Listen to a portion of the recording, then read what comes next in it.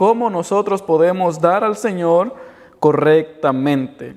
Entonces dice el versículo 1, en cuanto a esta ayuda para los santos, está de más que les escriba, pues conozco su pronta disposición, por la cual me glorié de ustedes entre los de Macedonia. Acaya está preparada desde el año pasado, y el celo de ustedes ha servido de estímulo para muchos. Pero he enviado a estos hermanos para que el orgullo que tenemos de ustedes no sea vano en este respecto, y para que estén preparados como vengo diciendo, no sea que si van conmigo algunos macedonios los hallen no preparados, nos avergoncemos nosotros, por no decir ustedes, por haber tenido esta confianza. Por eso he creído conveniente exhortar a los hermanos a que vayan a ustedes con anticipación y preparen primero la generosidad de ustedes antes prometida, para que esté lista como muestra de generosidad y no como exigencia. Y digo esto, el que siembra escasamente cosechará escasamente, y el que siembra con generosidad también con generosidad cosechará. Cada uno dé como propuso en su corazón, no con tristeza ni por obligación, porque Dios ama al dador alegre. Y poderoso es Dios para hacer que abunde en ustedes toda gracia, a fin de que teniendo siempre en todas las cosas todo lo necesario, abunden para toda buena obra, como está escrito, esparció, dio a los pobres, su justicia permanece para siempre. El que da semilla al que siembra y pan para comer, proveerá y multiplicará la semilla de ustedes y aumentará los frutos de justicia de ustedes.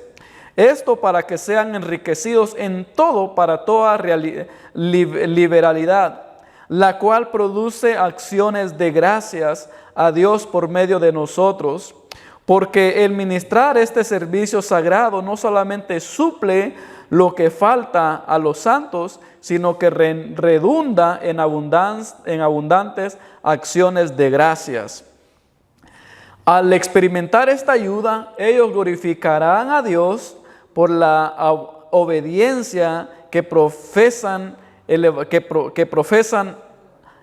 al Evangelio de Cristo y por su liberalidad en la contribución para con ellos y con todos.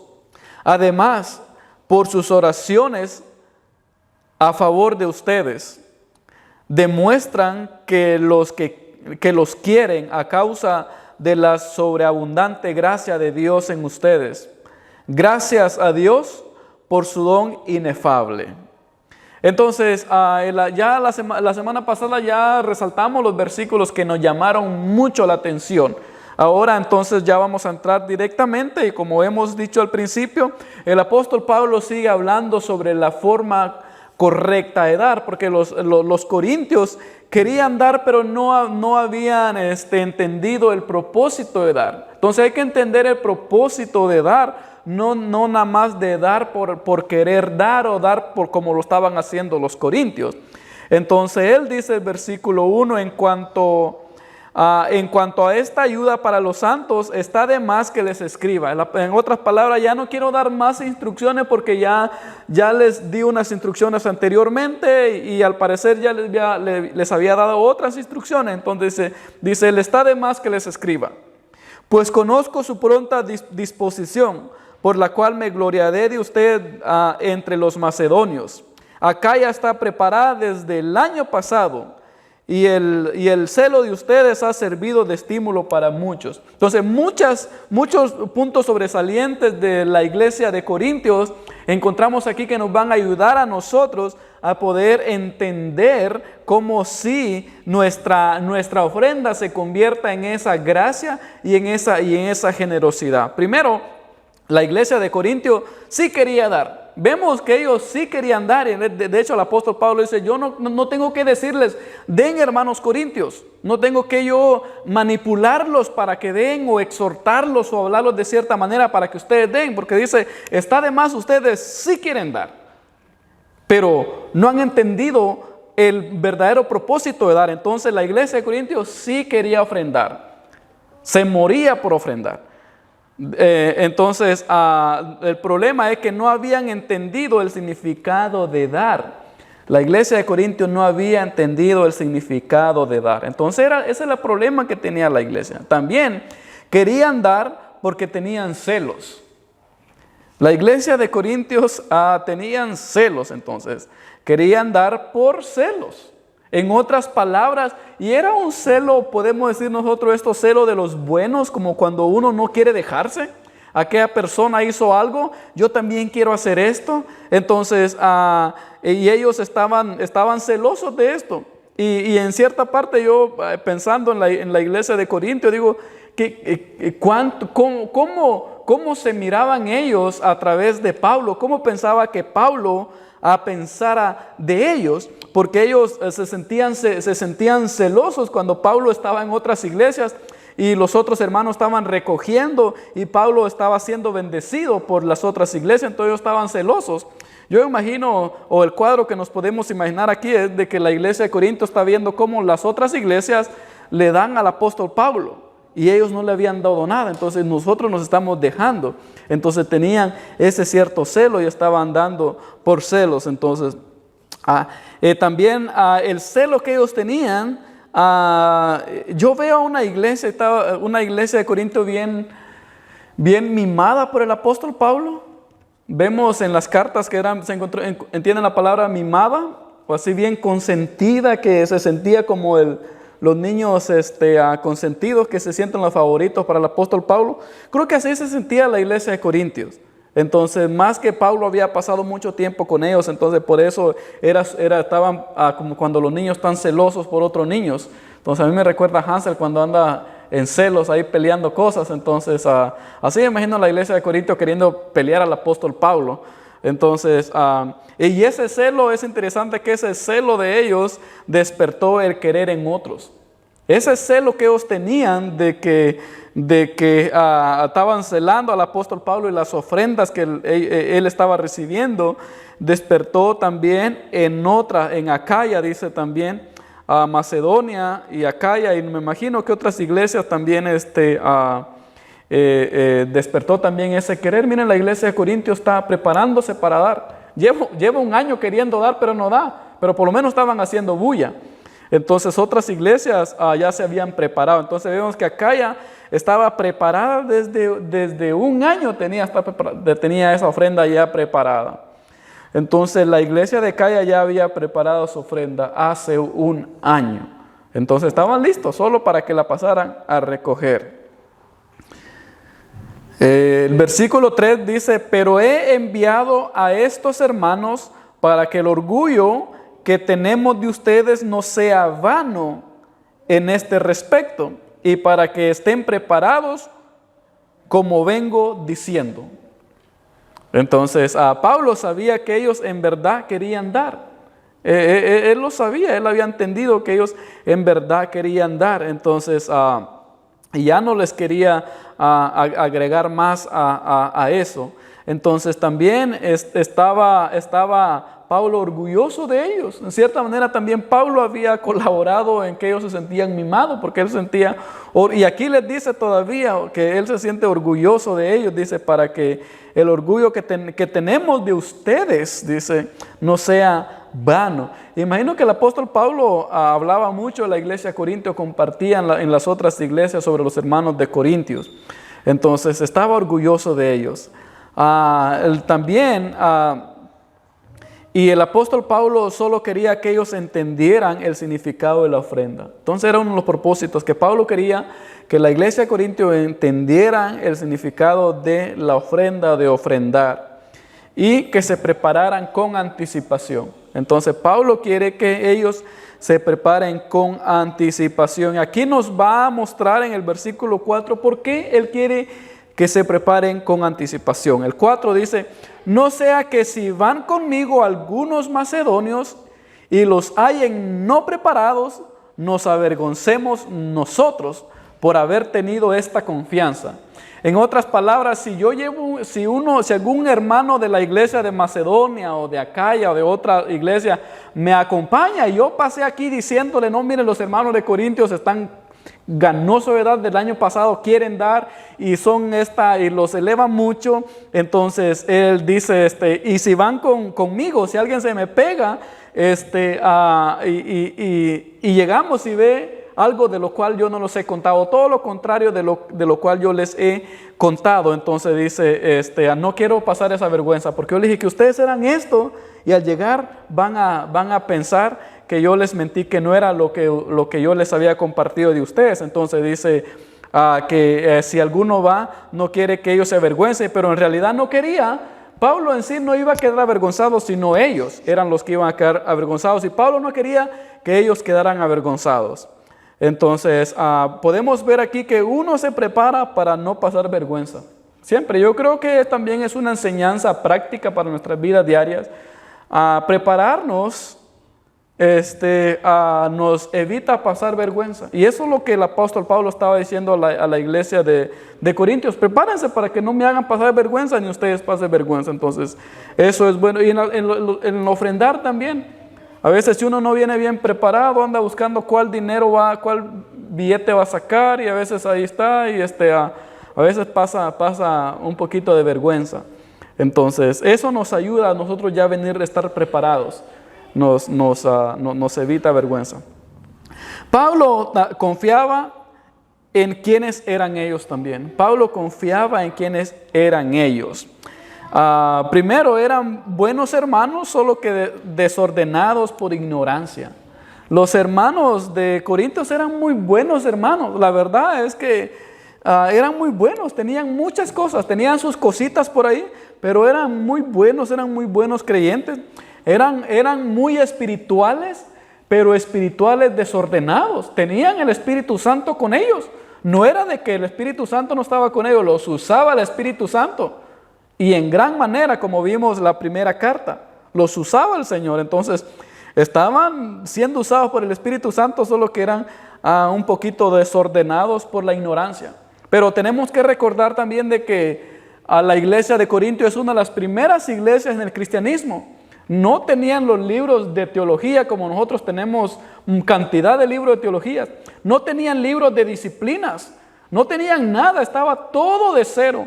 Entonces lo único que tenían ellos eran las enseñanzas verbales que habían escuchado del Señor Jesucristo y la que los predicadores les compartían.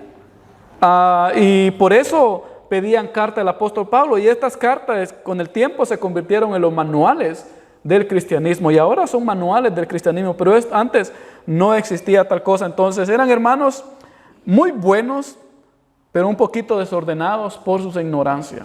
La ignorancia siempre nos lleva a ser un poquito desordenados, podemos aprender aquí. El versículo 5 dice: por eso he creído conveniente exhortar a los hermanos a que vayan a ustedes con anticipación y preparen primero la generosidad de ustedes antes prometida, para que esté lista como muestra de generosidad y no como de exigencia. Entonces, la importancia de prepararnos para dar. Entonces, es bien importante que nosotros como creyentes nos preparemos para dar con anticipación y no dejemos todo de último. Entonces, el apóstol Pablo dice que exhorta a los hermanos que vayan con anticipación para que se preparen, y cuando el Pablo pase después recogiendo la ofrenda, ya no él tenga que pedir ofrenda, ni tenga que pedirle, sino que ya esté todo listo. Entonces por eso él dice que exhortó a los hermanos para que fueran y ellos se prepararan. Vemos que aquí también el apóstol Pablo, como en el capítulo anterior, usa la palabra generosidad. En vez de usar gracia, ahora va a usar generosidad. Entonces dice ahí de que con anticipación y preparen primero, ¿cuál? La generosidad de ustedes. Entonces aquí la ofrenda se llama generosidad. Generosidad.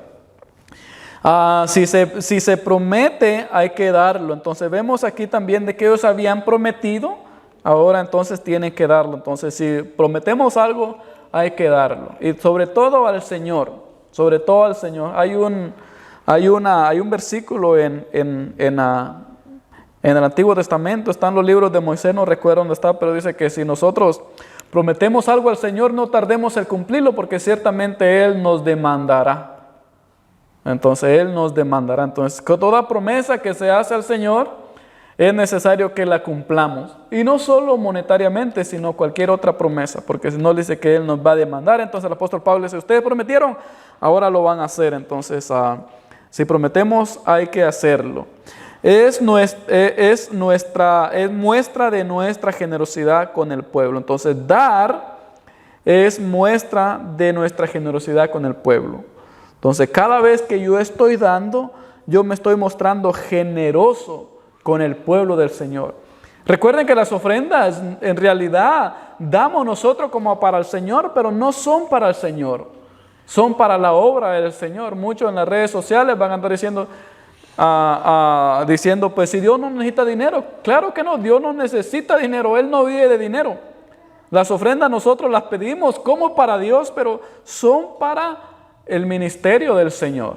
Entonces, en otras palabras, las ofrendas no son para Dios, son para la iglesia, para el pueblo del Señor, para que se distribuyan en el cuidado del pueblo del Señor y de la comunidad cristiana. Entonces son para beneficio de la comunidad cristiana. Entonces eso es para el bienestar del pueblo. También las ofrendas no se exigen porque son generosidades. Entonces, toda ofrenda no se exige, no se puede exigir una ofrenda. ¿Por qué? Porque es una generosidad, y una generosidad es algo que sale de uno. Entonces toda ofrenda, si usted ya está siendo manipulado, o ya está siendo forzado a ofrendar o a dar cualquier cosa, ya no tiene validez.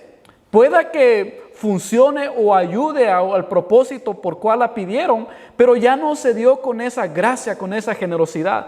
Pierde su verdadero significado. Y vamos a caer otra vuelta como con el error de los hermanos de Corintios, que ellos querían dar solo por celos, no cuál era el propósito. Y el propósito aprendimos la semana pasada que es aquí adentro.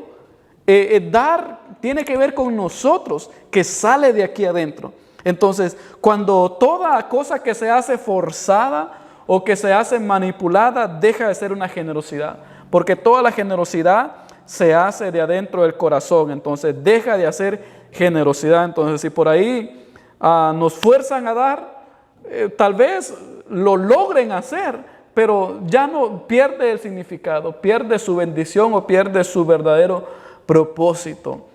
Toda lo que se da.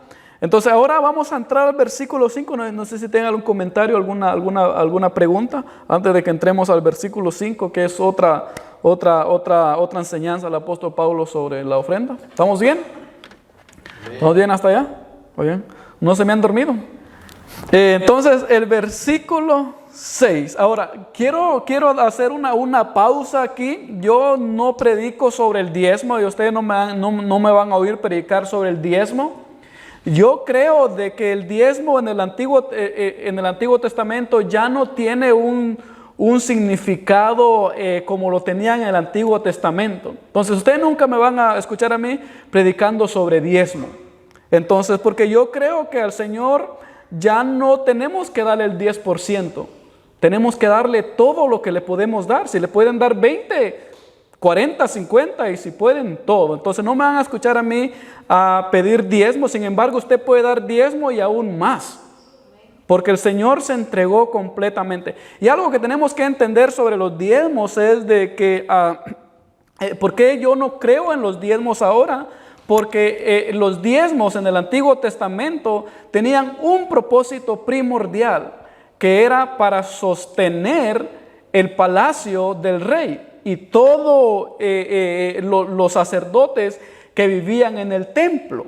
Entonces, Eso era el propósito del rey, de los diezmos. Entonces todo israelita tenía que entregar el 10% de sus ganancias o de sus cultivos para el sustento de los reyes y de todas sus concubinas y de todo lo que ellos administraban, y también a mantener a todo el templo y los sacerdotes que vivían en el templo. Para eso se usaba el diezmo. Eran otras palabras, eran los taxes. Si nosotros vemos esto en los diezmos en el Antiguo Testamento, eran los taxes, porque eso servía para mantener el gobierno del pueblo de Israel. ¿Y cuál era el gobierno del pueblo de Israel? El Sanedrín, donde estaban los 70 congresistas o los 70 ancianos quienes gobernaban al pueblo. Entonces con esos diezmos se mantenían ellos y mantenían todo lo que necesitaba mantenimiento en el templo, en el palacio, y también de ellos mismos, de ahí mismo salía la ayuda a las viudas y a los huérfanos y a los extranjeros. Entonces, entrando esa finanza al templo, ellos lo distribuían para el mantenimiento y para los pobres, para las viudas y también para los extranjeros. Entonces, ahora yo pienso de que nuestros diezmos ya están cobrados. Se los cobran a ustedes cuando usted paga sus taxes. Porque ese dinero de taxes que nos cobran es para mantener la Casa Blanca y para mantener todos a ellos, para mantener la ciudad y también para mantener las organizaciones sin fines de lucro. Entonces ahí se va el dinero distribuido. Entonces, por eso creo yo que los diezmos ya no son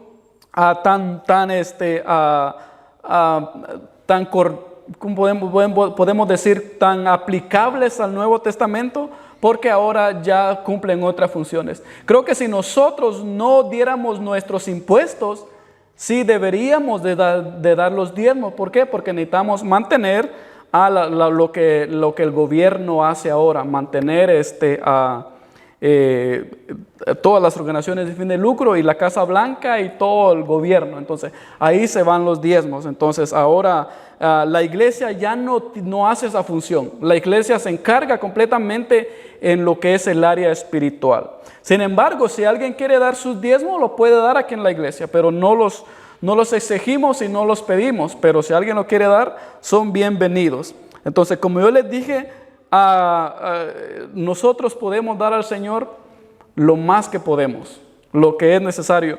Y cuando nosotros leemos en el Antiguo Testamento no encontramos algo bien claro, sobre todo en las enseñanzas del apóstol Pablo y de Juan o de Pedro, que escribieron más. No encontramos eso. Sobre todo Pablo se olvida del diezmo y él lo que Pablo enseña es de que ahora todo le pertenece al Señor, no solo el 10%.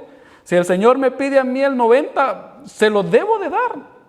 Si me pide 100, se lo debo de dar. Entonces ya no el 10%, sino todo lo que el Señor quiere darle. Entonces nunca me van a escuchar a mí hablando mucho sobre diezmo, porque usted viene a mí y le digo, ¿por qué le va a dar tan poquito? Sí, eso es lo que yo les voy a decir, eso es lo que digo. Si me dice, pastor, ¿usted por qué no pide diezmo? ¿Y por qué quiere dar tan poquito al Señor? ¿Apenas 10? No, dele más. Dele lo que pueda. Entonces, porque eso es lo que enseña el apóstol Pablo. Entonces, el apóstol Pablo no menciona diezmo, sino él menciona ofrendas generosas, que abunden, que se multipliquen.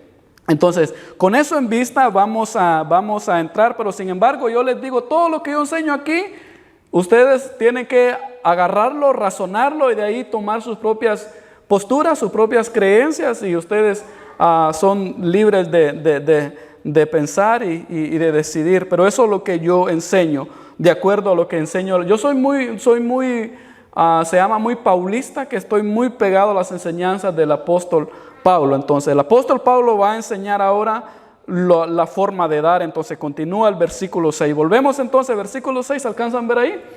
Dice el versículo 6, y digo esto, el que siembra escasamente cosechará escasamente, y el que siembra con generosidad también con generosidad cosechará. Esto es lo que enseña el apóstol Pablo. Si encontramos nosotros algo donde el apóstol Pablo va a enseñar, digamos, fuertemente, es esto. Nunca menciona diezmo, nunca menciona cantidad, sino que menciona esta. Este es el centro de estos dos versículos que vamos a leer es el centro de las finanzas del apóstol Pablo.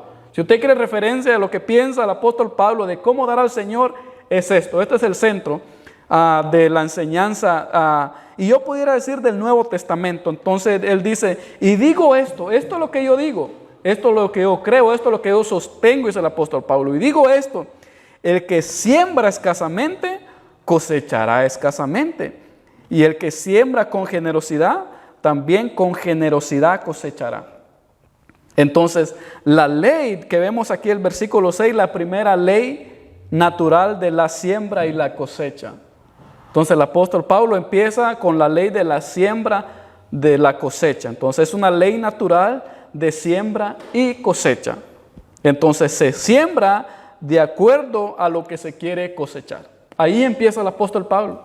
Yo creo que si el apóstol Pablo viniera a compartir esto, él diría, no, pues si quieren solo 10, denle ese poquito de 10 al Señor. Si quieren 20, denle 20. Si quieren 100, denle 100.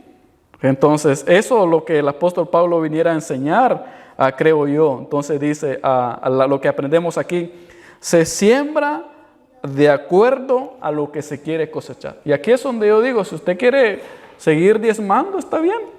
Si quiere seguir día 20, veinteando, está bien. Si quiere día 30, está bien. Si quiere día 5, está bien. Si quiere dar solo $1, está bien. Pero la verdad está ahí. Así como siembra, así va a cosechar. Entonces se siembra de acuerdo a lo que se quiere cosechar. En otras palabras, se siembra poco, se recoge poco. Se siembra en abundancia, se recoge abundantemente.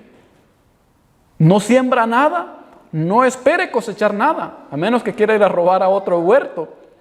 Pero si no siembra, no espere cosechar. Y no espere cosechar una gran ganancia financiera si usted no siembra bien financieramente.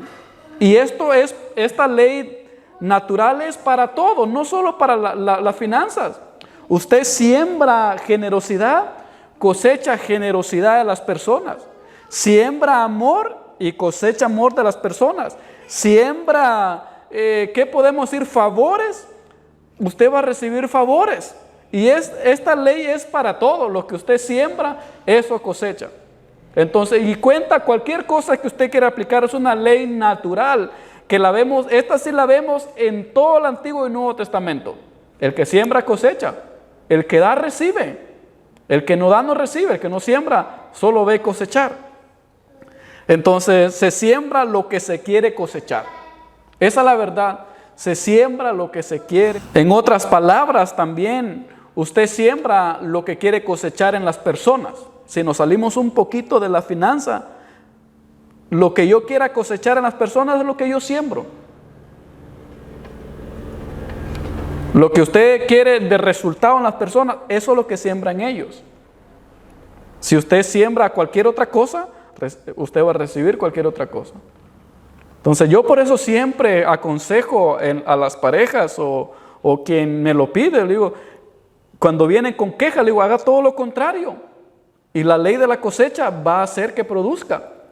Pero si a veces a mí me dan esto, yo me desquito con lo mismo, yo voy a estar cosechando lo mismo porque lo mismo estoy sembrando. Pero si yo siembro todo lo contrario, yo voy a recoger todo lo contrario. Porque lo que sembramos, eso cosechamos. Y también se cosecha como se siembra. Aquí el apóstol Pablo dice, y el que siembra con generosidad también cosechará con generosidad. Y esto incluye también si uno es generoso, uno da generosamente. Entonces se cosecha como se siembra. Entonces si usted siembra poco, poco va a cosechar. Hermanos, no podemos cosechar más de lo que sembramos. Es imposible cosechar lo que usted no siembra. Es imposible ir a su campo donde solo sembró 1 hectárea o una manzana de milpas y querer cosechar 5 o 6 manzanas o hectáreas. No podemos, no se puede. Está en contra de la ley. Y a veces podemos decir, Señor, ¿por qué no me bendices? ¿O por qué yo no soy bendecido? tal vez no estoy sembrando para yo recibir esa bendición. Entonces yo tengo que fijarme, ¿dónde quiero yo bendición? ¿O dónde yo quiero tener abundancia? Pues siembro ahí, empiezo a cosechar en esa área y entonces voy a ser bendecido en esa área. Entonces vean ustedes, ¿dónde yo necesito ser bendecido? Enfóquese ahí. ¿Dónde usted necesita tener abundancia? Enfóquese ahí, empiece a trabajar ahí, a sembrar ahí, para recibir ahí. Entonces esa es la ley de la siembra, la cosecha, porque se cosecha lo que se siembra y como uno siembra y como se siembra. Entonces aquí vemos la generosidad. Si usted siembra generosamente, va a recibir generosamente de las demás personas. Pero si no, nos pasa como cuando nosotros damos algo de mala gana. La otra persona, ¿cómo tiene que devolvernos a nosotros el favor? De mala gana. Y eso es lo que merecemos. Si yo doy un favor de mala gana, no espero recibir el favor que me lo devuelvan de buena gana, porque yo lo hice de mala gana. Entonces, se da o se recibe de acuerdo a lo que se siembra. Vea lo que dice, ahí dice, y el que siembra con generosidad, también con generosidad cosechará. El que siembra con amor, recibe con amor.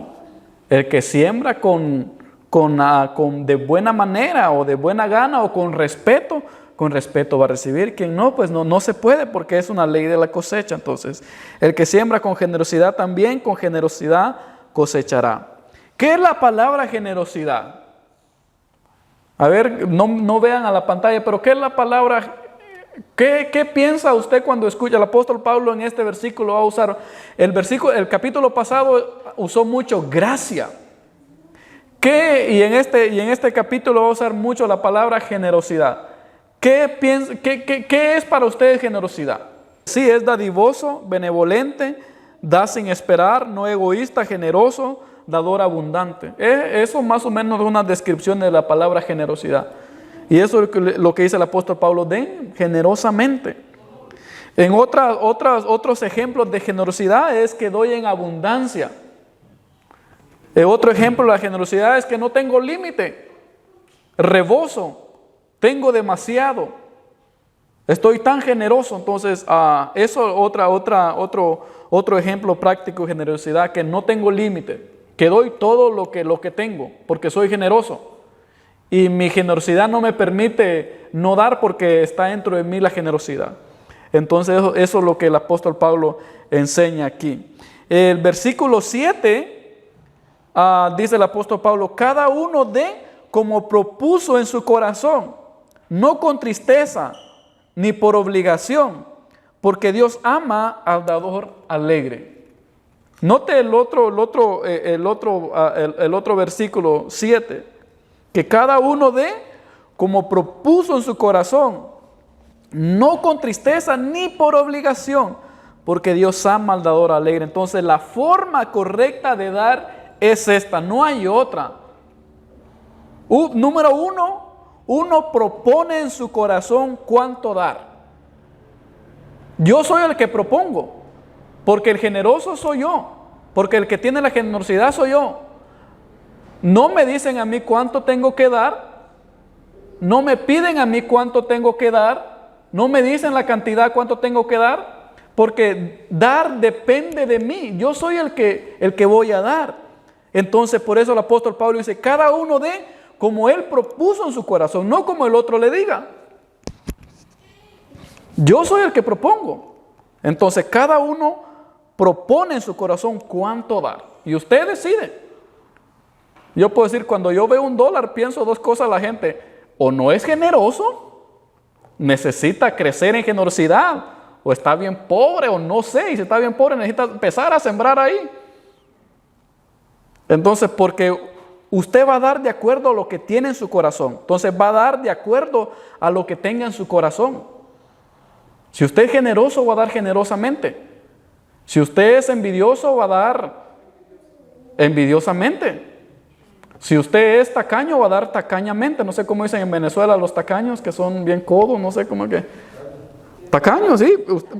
Porque uno da conforme a su corazón. Quien tiene un corazón generoso, ¿creen ustedes que va a estar peleando por dar apenas miserable 10%?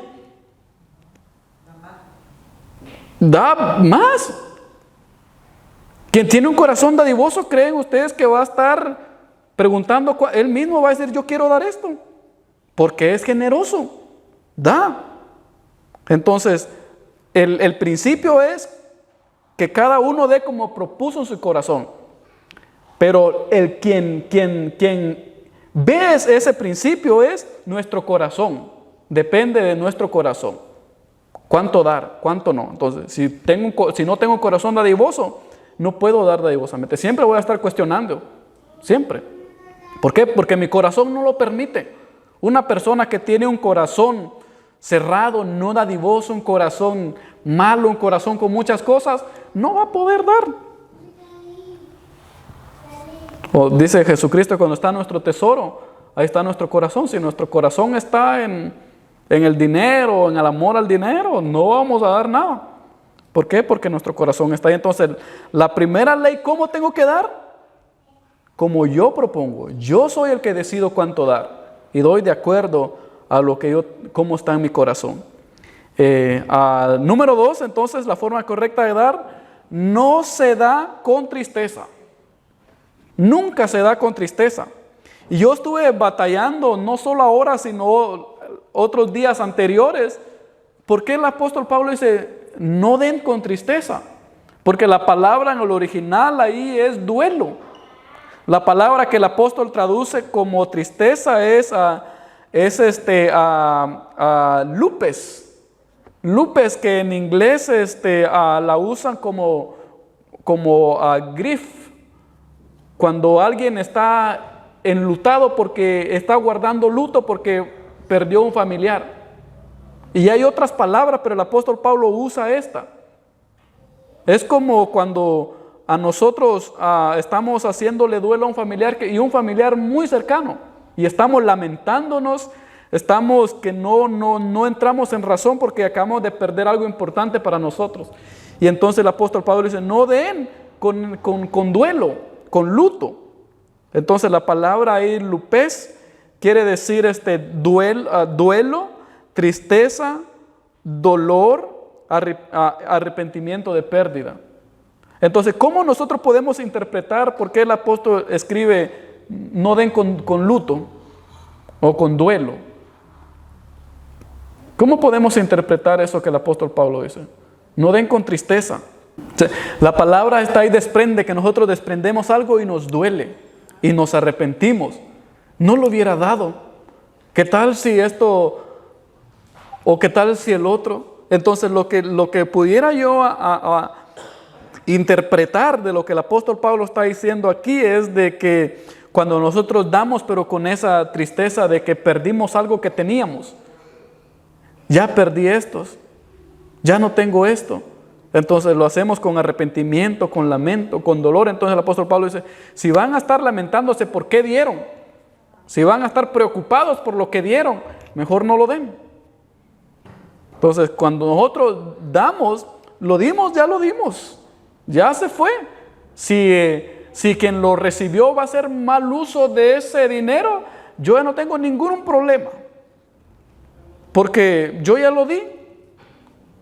Y lo di como para el Señor y se convirtió en una ofrenda, se convirtió en una gracia. Si hicieron mal uso, ya el Señor los llamará a cuentas a cada uno. Pero nosotros ya dimos. Por eso cuando nosotros demos y lo que demos y la cantidad que demos, lo dimos, ya lo dimos. Es para el uso que esperamos que se use correctamente. Entonces, por eso el apóstol Pablo dice, no den con tristeza. Entonces den con alegría. ¿Por qué? Ni por obligación, porque Dios ama al dador alegre. Entonces, no se da por obligación. Nunca demos nada por obligación. No deberíamos dar nada por obligación. No se da con obligación. Entonces, que no nos obliguen a dar. Nunca. Porque eso ya no es bíblico.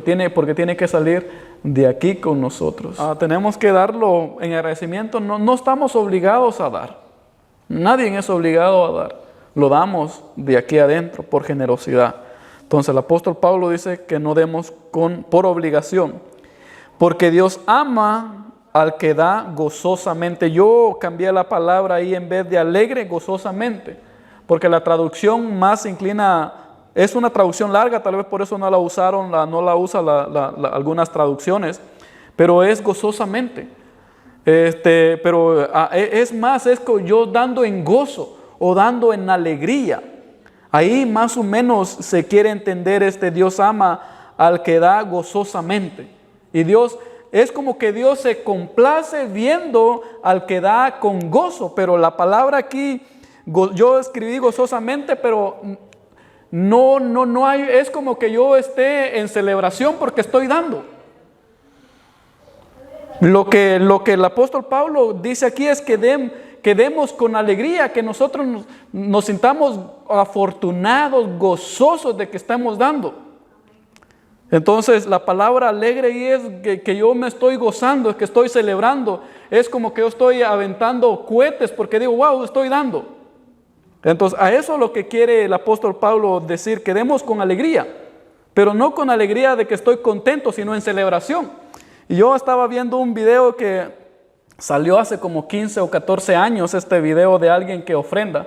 Ya lo manipularon, pero eso es un hermano que es muy conocido en África, cómo él da ofrenda. Yo creo que si hay un ejemplo de cómo dar ofrenda, es la de este hermano. Y déjenle, voy a mostrar cómo da este hermano. Y yo creo, y esto sí describe lo que el apóstol Pablo, aunque muchos se burlaron de este hermano, esto sí describe lo que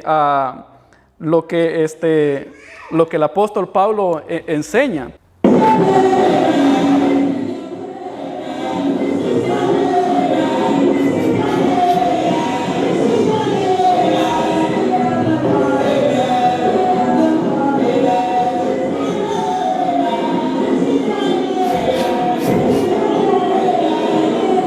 Ahí todos están dando, todos van a dar.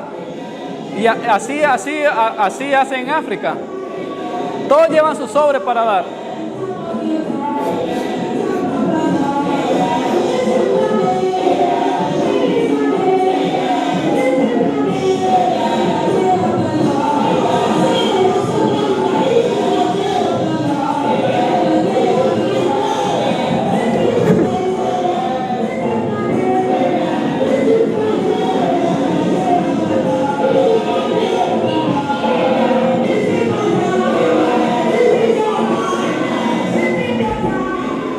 Tiene más videos, ustedes pueden ver más videos que hicieron famosos de él. Pero sí, ese es el mejor ejemplo para poder dar. Así, celebrando. Y lo que el apóstol Pablo dice, den gozosamente, es así.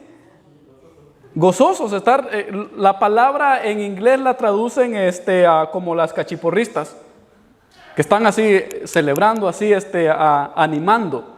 Eso es lo que dice, lo que enseña el apóstol Pablo. Entonces, esa es una manera más correcta. Si nosotros quisiéramos ser puntual a esa palabra que demos con alegría, así todos bailando ahí, celebrando, me toca dar y a mí me voy a dar y estar ahí casi pasarnos llevando en celebración.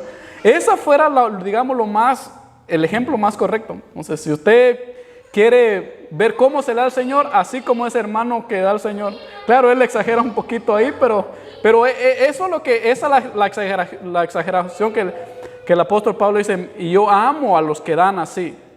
El problema con nosotros es de que, sobre todo en esta área, y noten que este hermano es africano, y en África ahí están los países más pobres. Digamos, Guatemala, que es bien pobre, es riquísimo comparado con los países africanos. Es como Estados Unidos delante de Guatemala en África. Entonces, y si esto lo hacen con esa alegría, ¿cómo no nosotros? Lo que pasa es que el problema, digamos, el problema de dar en nuestro contexto cultural aquí con nosotros, y sobre todo lo que se nos ha venido enseñando, entonces nosotros somos más de recibir y no de dar. Pero el contexto bíblico es un contexto de dar, que es más importante el que da que el que recibe. Por ejemplo, en el contexto bíblico, el que da es el que se goza. Cuando leemos la Escritura, quien da es el que se goza, no el que recibe, porque el que recibe necesidad y lamentable y está en lamento. El que da está bien, está afortunado, está tan afortunado que tiene la capacidad de dar. En el contexto bíblico, entonces, el que da es el que se goza. El que da es quien tiene poder, porque tiene el poder para poder dar. Pero quien recibe no tiene la capacidad más que extender su mano y recibir, porque no está en su capacidad dar. Entonces, en el contexto bíblico es el que tiene el poder.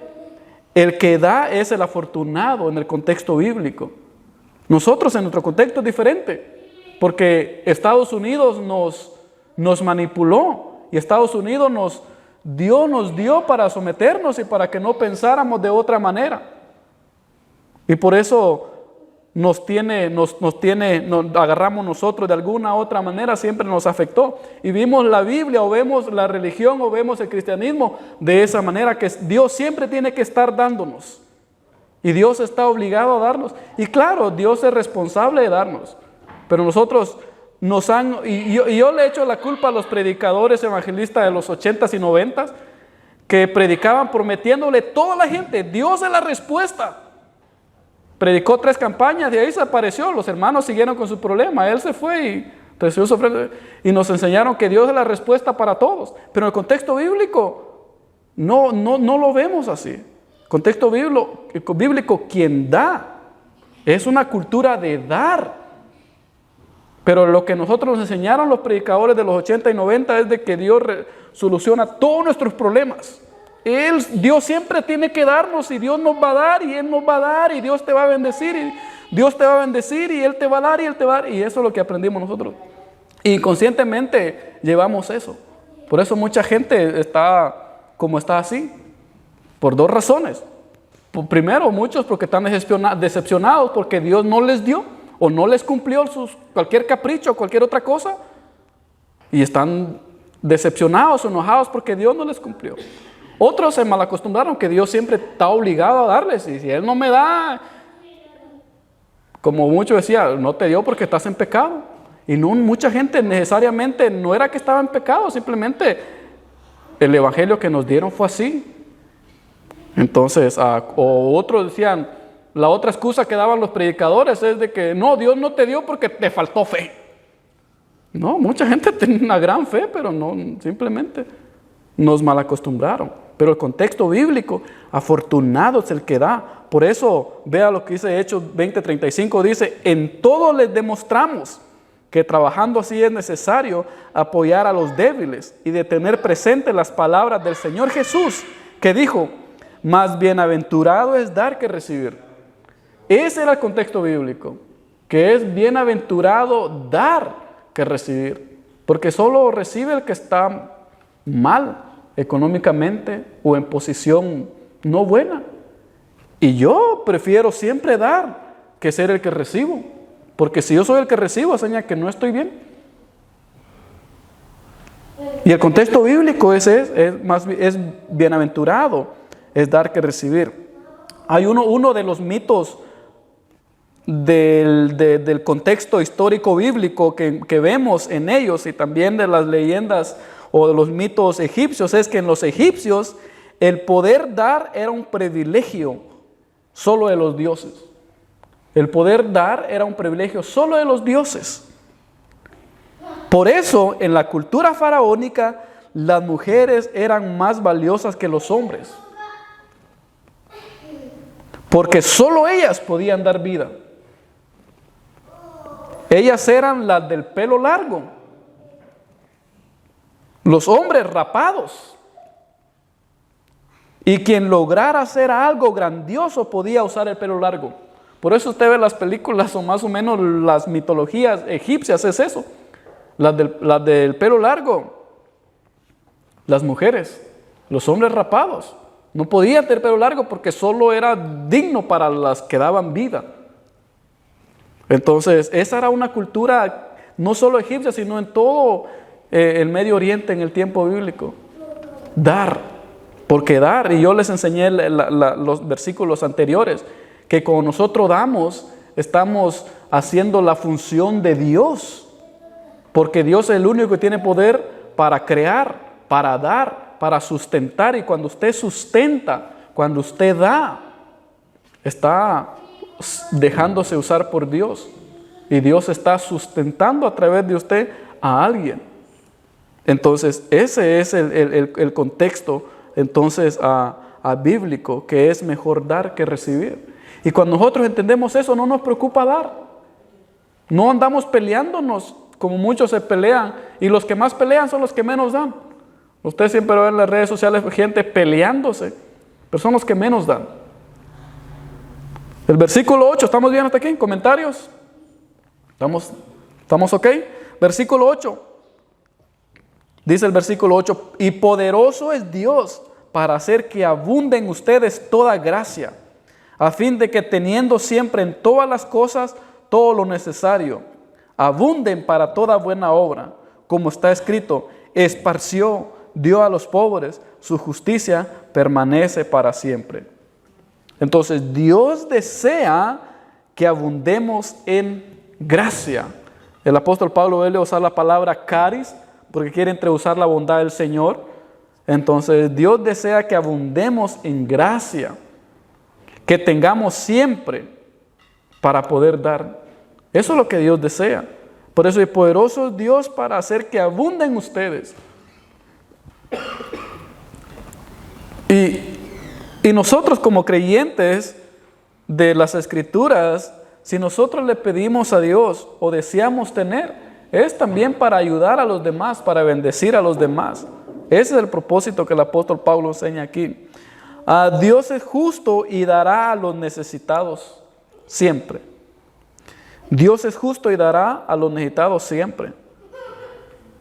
Ahí dice el versículo 9, dice, como está escrito, esparció y dio a los pobres, su justicia permanece para siempre. El contexto de este versículo de esparció es, lo vemos en el Antiguo Testamento, que los que sembraban sus trigales o sus cultivos, a propósito no tenían que cosechar todo, tenían que dejar siempre un poquito, porque si no Dios venía y hacía algo, porque después de que pasaban ellos cosechando, entonces daban un cierto tiempo a los pobres, a las viudas y a los forasteros. ¿Para qué? Para que fueran a recoger lo que habían dejado. Y vemos el caso de Ruth, cuando Ruth regresa a Jerusalén, le dice este personaje de Boaz, le dice, ve a cosechar, y va ella lo que quedaba. Entonces siempre se dejaba a propósito, y eso es de que esparció, dice el Señor, yo dejo que quede eso, esparzo así para que ustedes vayan, para que tenga el pobre y para que se haga la justicia. Entonces su justicia permanece para siempre. Entonces Dios siempre va a proveer lo necesario. Eso tenemos que entenderlo nosotros. Dios siempre va a proveer para lo necesario. Y esa es una promesa del Señor, porque lo necesario siempre es justo. El versículo 10 dice, el que da semilla al que siembra y pan para comer, proveerá y multiplicará la semilla de ustedes y aumentará los frutos de la justicia de ustedes. ¿Qué tiene que ver la palabra justicia con dar aquí?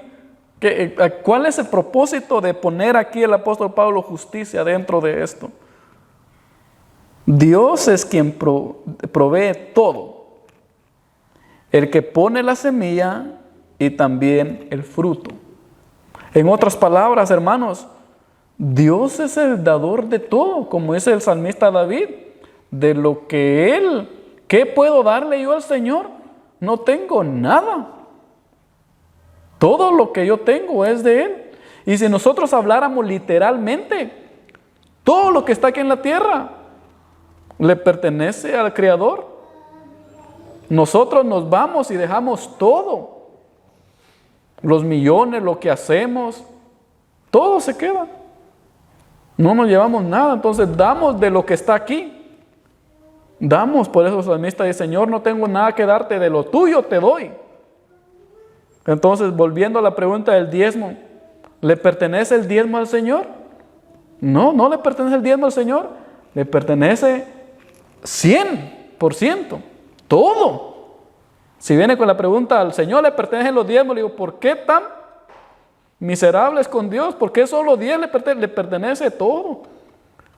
Todo le pertenece a nuestro Señor porque todo es de Él. no le pertenecen 10, le pertenece el 100%. El 11 dice, esto para que sean enriquecidos en todo, para toda liberalidad, la cual produce acción de gracias a Dios por medio de nosotros. Frutos de justicia, dice el apóstol Pablo aquí, dice, y aumentará los frutos de la justicia de ustedes. ¿Cuáles son esos frutos de la justicia? Es que somos justos cuando tenemos y damos al que no tiene. Somos justos cuando tenemos y damos de lo que tenemos al que no tiene. Somos injustos cuando teniendo no le damos al que no tiene. Esa es injusticia. Por eso el hermano del Señor Jesucristo, Santiago, dice, si tu hermano te pide ¿por qué? Dice, teniendo no le das. Si tienes para darle, ¿por qué? Él dice, ve, ora por él, ve y ven mañana, cuando puedes darle ahora. Entonces, eso es fruto de la justicia. ¿Por qué es justicia? Porque no es justo que Dios me dé a mí o permitió que yo tuviera y no le doy al que no tiene. Entonces es injusto. Acciones de gracia. El versículo 12 dice, porque el ministrar este servicio sagrado no solamente suple lo que falta a los santos, sino que reduce en abundantes acciones de gracias a Dios. El acto de las ofrendas es un acto sagrado, de acuerdo a lo que dice el apóstol Pablo aquí. El acto de pasar la ofrenda al canastito es un acto sagrado, tanto como la alabanza, tanto como la predicación. Dentro de la liturgia es un acto sagrado, porque suple la necesidad de los santos, los hijos de Dios. ¿Por qué es un acto sagrado? Porque suple la necesidad de los santos, de los hijos de Dios. También Dios es glorificado en acciones de gracias a Él por medio de los santos. Cuando nosotros damos, abundan las acciones de gracia del necesitado hacia Dios. Pero cuando no damos y el necesitado no recibe, lo que Dios recibe son lamentos, quejas. Pero cuando damos, esta persona dice, gracias Señor, gracias porque proveíste, gracias por esto. Y dice el apóstol Pablo, y sino que redundan en abundantes acciones de gracias a Dios. El versículo 13, al experimentar esta ayuda, ellos glorificarán a Dios por la obediencia que profesan al Evangelio de Cristo y por su liberalidad en la contribución para con ellos y con todos. Entonces el Evangelio es verdad. El Evangelio es verdad. Fue fiel a ellos en proveer, o va a ser fiel. El Evangelio nos promete que si va a haber un cambio, el Evangelio puede cambiarnos y producir en nosotros un corazón generoso y por ende poder dar. Entonces el Evangelio puede ensuavizar nuestro corazón duro y poder ser sensible para dar. Por eso dice que ellos que profesan esa obediencia al Evangelio van a dar cuenta, el Evangelio sí tuvo el poder para cambiar a los hermanos de Corintios que eran bien codos. Y miren lo que hizo el Evangelio con ellos. Eran tan malos, pero el Evangelio los ensuavizó y ahora me están dando. Gloria a Dios, porque vemos que el Evangelio sí puede cambiar a las personas. Y eso es lo que el apóstol está diciendo, que el Evangelio que ellos profesan sí tuvo poder en ellos. Es como cuando vemos una persona que fue cambiada por el Evangelio. Provee de todas las bendiciones también. Cambia a la gente en corazones generosos. El Evangelio nos puede cambiar a ser personas generosas. Ayudamos a todos los santos que podemos. Entonces, con nosotros el Evangelio nos permite entonces convertirnos en personas para ayudar a todos los santos que podemos. El apóstol Pablo usa santos, se está refiriendo a los hijos de Dios, o los creyentes, o al pueblo del Señor. Entonces, a nosotros, ya sabiendo la forma correcta de dar, ayudamos a todos los que podamos. Y especialmente a los santos, especialmente a los de la iglesia, especialmente a los nuestros necesitados de casa. Por último, además, por su oración a favor de ustedes, dice, demuestran que los quieren a causa de la sobreabundante gracia de Dios en ustedes. Entonces el Evangelio es verdad. El que recibe, recompensa en oración. El quien recibe, si no puede dar, ¿de qué otra manera puede recompensarle al que le dio? En oración, en bendición. Yo no puedo darte de regreso, pero voy a orar por ti. Y eso es lo que dice el apóstol Pablo. Además, por su oración a favor de ustedes. No solo están dando gracias a Dios por la bendición que recibieron de Dios a través de ustedes, sino que ellos hacen oraciones en favor de ustedes. Yo les comentaba o comento a veces de que alguien me dijo, yo no le puedo dar una ofrenda, pero voy a estar siempre orando por usted. Entonces, eso es mucho más que recompensa.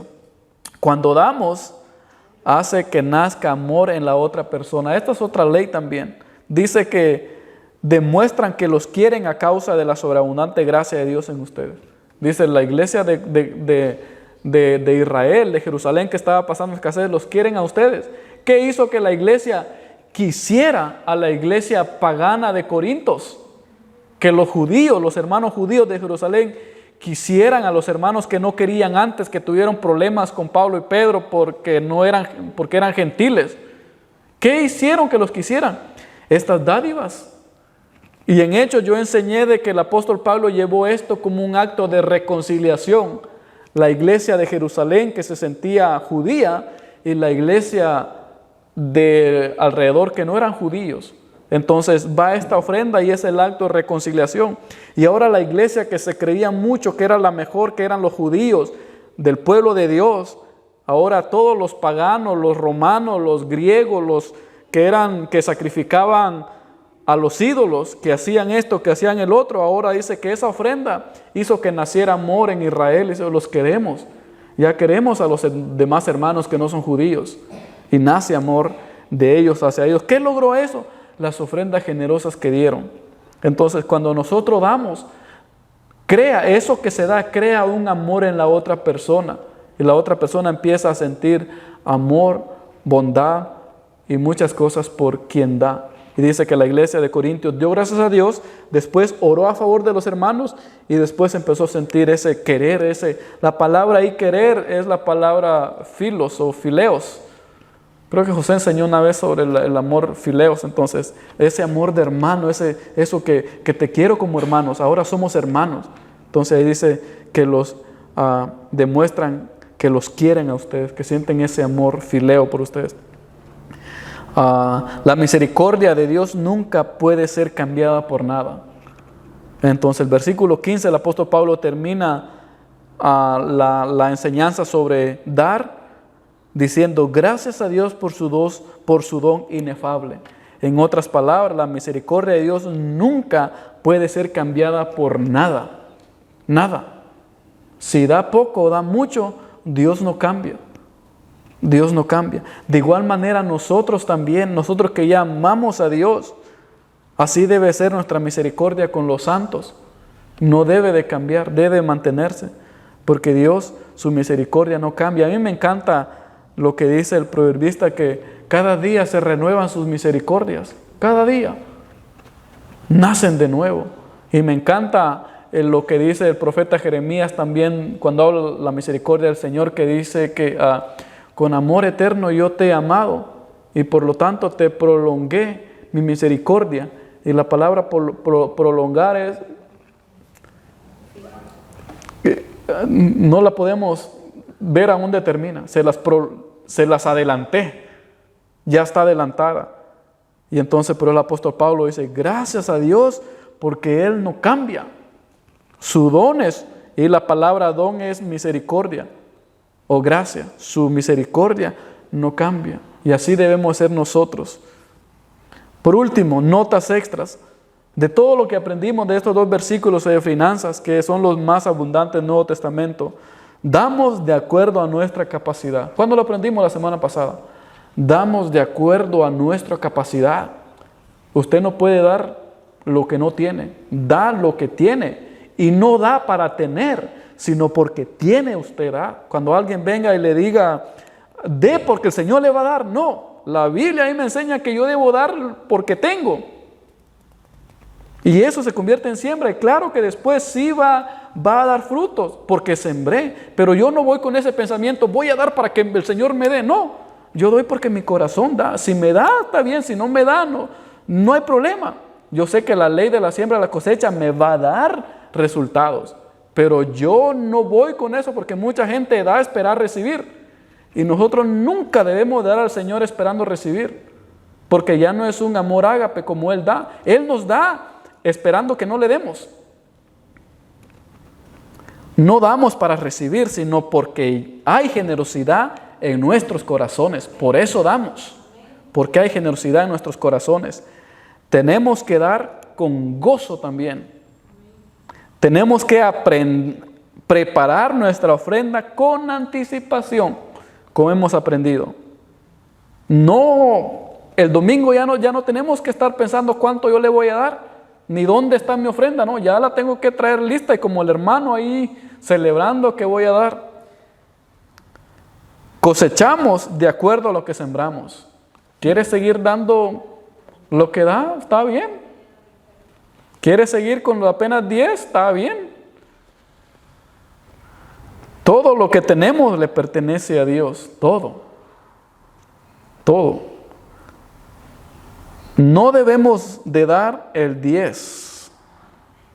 Debemos dar todo lo necesario hasta nuestras vidas si se requiere.